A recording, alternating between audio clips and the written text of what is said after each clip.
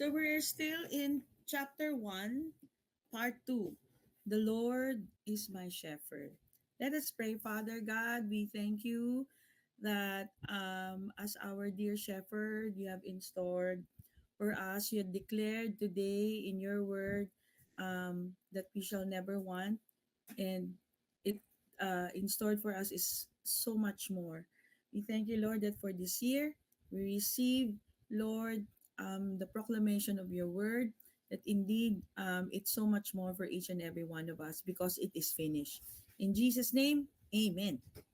Amen. Amen kayong lahat dyan. Okay. So let's repeat, the Lord is my shepherd. We're still in the first verse. So as we said last week, diba, the context of Psalm 23 is not New Zealand pasture, American pasture, or Canada pasture, but it's the Judean wilderness, wherein the shepherd skillfully and watchfully leads the sheep to greener pasture and still waters, and even most importantly, the shepherd provides protection.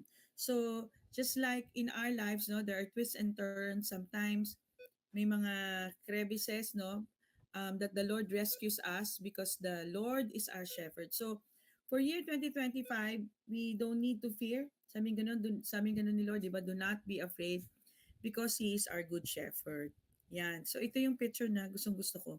He watchfully see us and guard us 24/7. So let's look at the interlinear. Again, Psalm 23. So Yahweh, yung Lord dyan, we've said, di ba, Yahweh is the covenant-keeping name of God. So you are in covenant with your shepherd. Yahweh is my shepherd. But you know, in the Passion Translation, it's very nice. Yahweh is my best friend. You know that the Lord is your best friend. So pag sinabi mo, ay wala akong best friend, Yahweh is your best friend. Sam, who is your best friend? Yahweh. The Passion Translation. Yahweh is my best friend and my shepherd. I always have much more than enough. Di ba? Hallelujah. Kaya nga, I have more than enough. So, reviewin natin yung last week, no? And there were shepherds living out in the proclamation of the birth of our Lord Jesus Christ was proclaimed to the shepherds. And there were shepherds living out in the fields nearby, keeping watch over their flocks at night. An angel of the Lord appeared to them, and the glory of the Lord shone around them, and they were terrified. But the angel said to them, do not be afraid. So the Lord is saying in 2025, we are in the first month, do not be afraid. Why? I bring good news that will cause great joy for all people. Why are you supposed to be not afraid? Because of the gospel. Ano yung gospel? The good news that will cause you to have great joy and also to share with all people. Today in the town of David, a savior, di ba? A savior. So the gospel is all about you being saved by your shepherd, by your savior. Has been born to you. He's the Messiah, the Lord, and this will be a sign to you. You will find a baby wrapped in clothes lying in a manger, feeding trough. So yung feeding trough, sabi natin, di ba, it's a carved out, it's a stone, pero may carving wherein the animals actually feed on. So prophetically, the Lord is saying you are to feed on Jesus. You are to feed on Jesus. The Lord Himself is your food. The Lord Himself is your provision.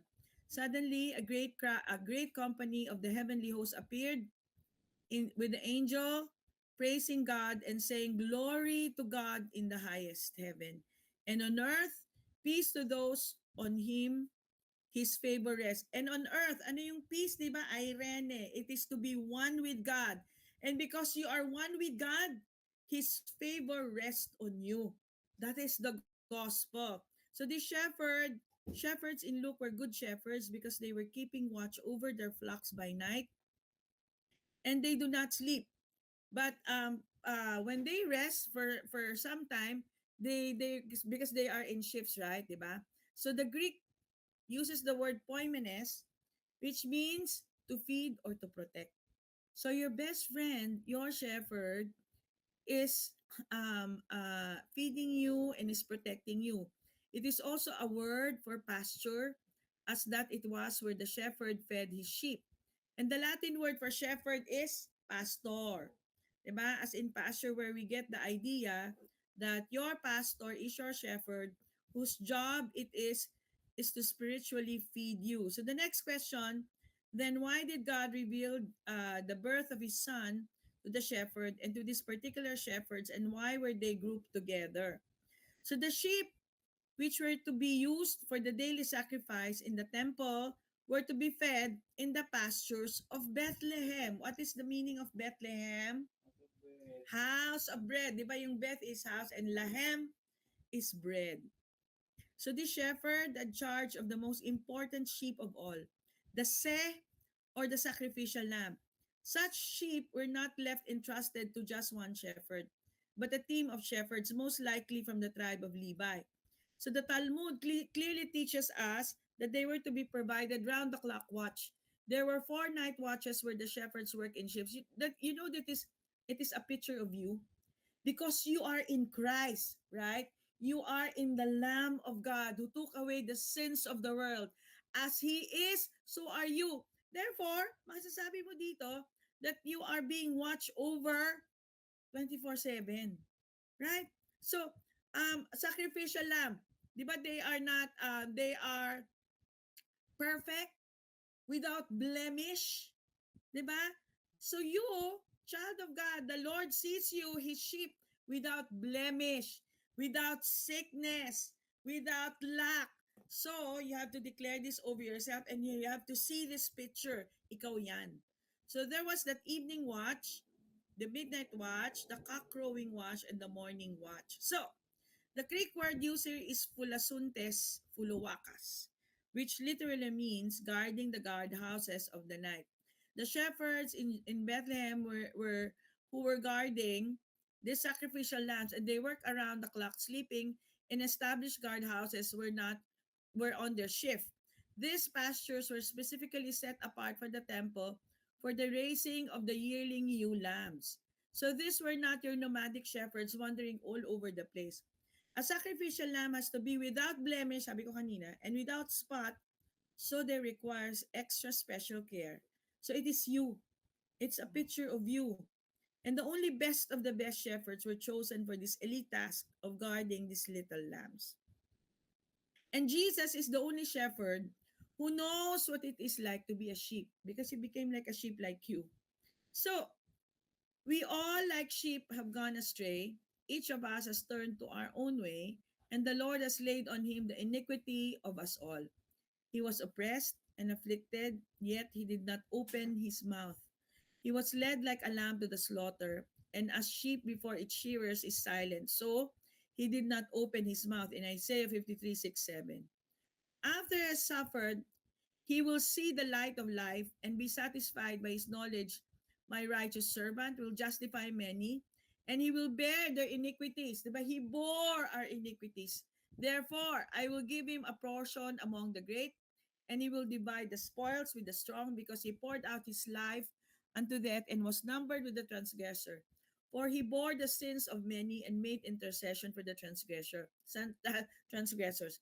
Several scholars, however, think that this translation doesn't communicate what was original in the Hebrew. Listen to how this line is translated in the Jewish Publication Society version. Assuredly, I will give him, sino to kay Lord, the many as his portion. He shall receive the multitude as his spoil. So as always we say, no, Lord, you are my inheritance. Lord, you are my portion. But you know that you, all of us is His inheritance. We are all His inheritance.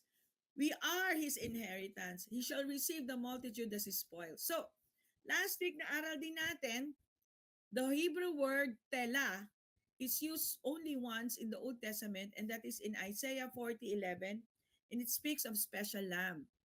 He will carry the lambs in his arms, holding them close to his heart. It is the word tela. In the Aramaic, the word is tabita as found in Acts 9:36 to 41. The word literally means wounded lambs. So the tela is a special lamb, Sam. Diba? The tela is a special lamb. It is carried by the shepherd close to his heart. He feeds it from his hands and gives it water to drink from his hand.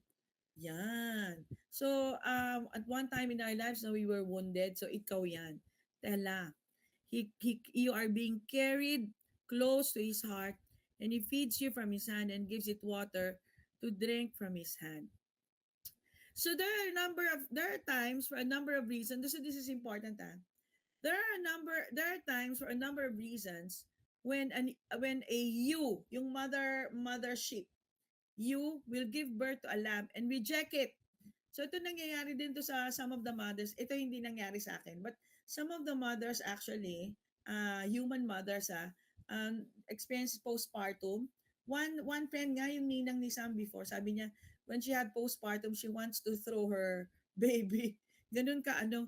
So parang ganito no, even if you try to bring the lamb back to its mother, the mother may even kick the poor animal away. Once a ewe rejected one of her lambs, she will never change her mind.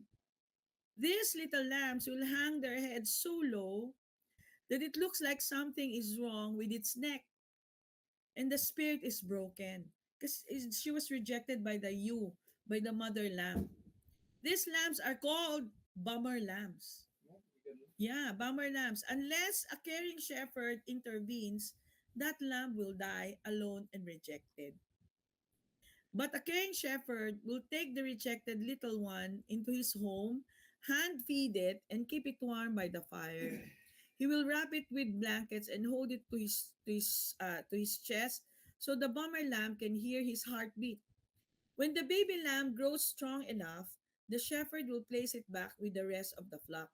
But that former bummer lamb never forgets how the shepherd cared for him when his mother rejected him. When the shepherd calls for the flock, guess who runs to him first? Guess who? That's right, the bummer lamb. He knows the shepherd's voice intimately. It's not that it is love more. It is not that it is love more. It just believes. It just believes it because it has experienced that love one on one, face to face, heartbeat to heartbeat. So many of us are like bummer lambs, rejected, sometimes rejected and broken, but He is our good shepherd. He cares for our every need and holds us close to His heart so we can hear His heartbeat. Hallelujah. We may be broken, but we are deeply loved by the shepherd. So, Yahweh is my best friend in the Passion translation, and my shepherd. I always have more than enough. The word most commonly used for shepherd, roe, is taken from the root word ra'ah, which is also the Hebrew word for special friend, special best friend. This translation includes both meanings. The unique term for shepherd is roetzon, lover of the flock. This teaches us that a shepherd was not just responsible overseer, but a caring father figure tending to his flock out of deep sense of love. Shepherds were also fierce protectors of their flocks. Jesus is the fierce, valiant protector and hero of his people who provides who provides for us all we need. Psalm it's very important. Psalm 23 does not begin with begging for something. It starts with a bold, confident statement of rest and security. The greatest sense of worry is over tomorrow. Our loving shepherd always has gone ahead and made ample provision for you. Just as the shepherd knows where he will lead the sheep to feed and rest tomorrow, you will never have a need or lack something that God cannot provide for you. Yahweh is your best friend, your loving shepherd. So which takes us to Genesis 22 verse 8 in the New King James Version. So this is the story when Abraham took Isaac his son, his one and only son. Pero di ba dalawa yung son niya? Si Ishmael. But the story is all about the Father God and his one and only son, Jesus Christ. And Abraham said, my son will provide So sabi ni Isaac, Father, I see the wood and the altar, but where is the sacrifice? 'Di ba? Sabi ni Abraham, and Abraham said, My son, my God, my son, God will provide for himself the lamb for a burnt offering. So the two of them went together. So tingnan natin yung will provide, no? You know that God will provide is the same word as shepherd. It is Ra'ah. Hallelujah. It is Ra'ah, to see, to look, to inspect, and to perceive. Jehovah Jireh, Jehovah Ra'ah, Jehovah Shepherd, your shepherd, the Lord will provide. Ra'ah, di ba, the head and the head, di ba, the head and left, your head thinks about the sacrifice and His grace. Ra'ah, tama? Ra'ah. So, God's in the first use of Ra'ah is in Genesis 1:4. And God saw. What did God saw? God saw that the light was good. He saw the sacrifice was good. And so he sees you as good. Hallelujah. See himself. So the Lord is telling you, see himself is your provision. Your shepherd is your provision. And then after you see this, sabi nga ni Lord, so the two of them went together. So now, you can walk together with the Lord and do the impossible thing. So the two of them went together, face to face, no? So tingnan natin yung the two of them. Two is Shenayim, Shetayim, or two, and two is also the letter Beth, di ba? House. Himself is your home. And the number two also speaks of the Lord Jesus Christ. So the two of you and Jesus, your shepherd. And then, yung together is yakad, unity or union.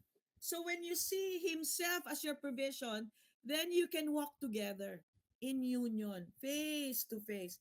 Hallelujah. In Amos 3:3, can two walk together except they be agreed? Diba? Except that you see him as your provision, except that you agree that he is your provision, that he is providing for you. Trust me, and the rest, the Lord is telling you and me, trust in me and rest in my promises. Am I not the God of abundant supply? Do I not provide for the birds, for the animals of the field, and for every one of my sons and daughters? You're the most valuable and costly part of all my creation. Sacred blood dripped from the tree to show my love. If I have given the blood of my son to redeem you, will I not also give you everything you need as you walk with me? As you walk with me, speak my promises over your life today. Read the words I have promised you in my holy book. Make them real by faith. Place your hands upon my word, for they are tangible. Trust me, I will not fail you, for I am your father and great shepherd. Believe, my child, even when all around you is contrary, for then you will demonstrate the power of faith. In Hebrews 3:12-14, in the Passion Translation. So, the Lord is my shepherd. In Psalm 78:72, David tells us how David shepherded the people as the king of Israel. So he shepherded them according to the integrity of his heart and guided them by the skillfulness of his hand. David shepherded the people with the integrity of his heart. The word integrity is tom. Tom. Di ba may sapatos na tom? Tom in Hebrew meaning completeness, full, perfection, simplicity, upright, another word for righteousness. So the root of the word is tamam, meaning complete, finished. The ancient root of this word tamam is whole. So, pastors, leaders, um, uh, uh, parents, right? We are to lead our sheep, our children with integrity of the heart. And how is that? Meaning, we teach them and proclaim them the finished work of Jesus Christ, that they are whole, that they are finished. Literally in the Hebrew, this says, Vayarim Katom. And he shepherded them as finished or whole. As leaders, as parents, we shepherd people by leading them into an understanding an awareness that all is finished and they are entirely whole. You are whole as He is, so are you in this world. That is the most important part of leading or shepherding, leading them to the understanding or awareness of finish and whole in every area of their lives. So, ra'ah, the word shepherd in Hebrew is ra'ah, meaning to pasture, tend, or grace. The ancient truth is a picture of the head and the eye of a man. Together they mean man watches. It is a picture of the shepherd closely watching over his flock. He cares for your well-being. The word picture is the head and the eye. Our ability to shepherd well flows out of our face-to-face relationship that we have with Him. It is from our union with Him that we'll co-think and co-see what He knows and sees. And then we'll be able to see others as He sees them and lead them into knowing themselves as they are known. Hallelujah. And that, my dear family, is chapter 1, part 2. Praise the Lord.